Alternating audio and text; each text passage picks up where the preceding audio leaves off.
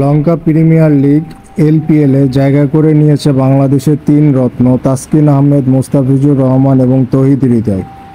এই তিন রত্ন শ্রীলঙ্কার মাঠ কাঁপাবে এবার। তবে এবার এলপিএলে নতুন নিয়মে টুর্নামেন্ট শুরু করতে যাচ্ছে।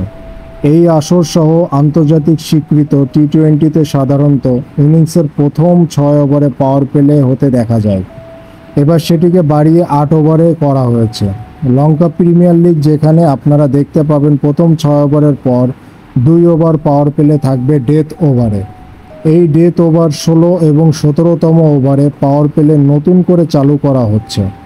ওই সময় বৃত্তের বাইরে থাকবেন 4 জন ফিল্ডার এবং ওই 2 ওভারকে নাম দেওয়া হয়েছে পাওয়ার ব্লাস্ট ওভার। টি-20 ক্রিকেটকে আরও জনপ্রিয় করে তোলার জন্য ফ্র্যাঞ্চাইজি দলগুলা নতুন নিয়ম আনতে শুরু করছে। মূলত এর নজির দেখা গিয়েছে ভারতীয় প্রিমিয়ার লিগ আইপিএলে। শেষের 2 ওভারে পাওয়ার প্লে ম্যাচকে আরও আগ্রাসী এবং রোমাঞ্চকর করে তুলবে বলে মনে করেন আয়োজকরা। খেলার সকল নিউজ সবার আগে পেতে আর স্পোর্টস অফিসিয়াল চ্যানেলের সাথে থাকুন সবসময় সর্বক্ষণ। ধন্যবাদ।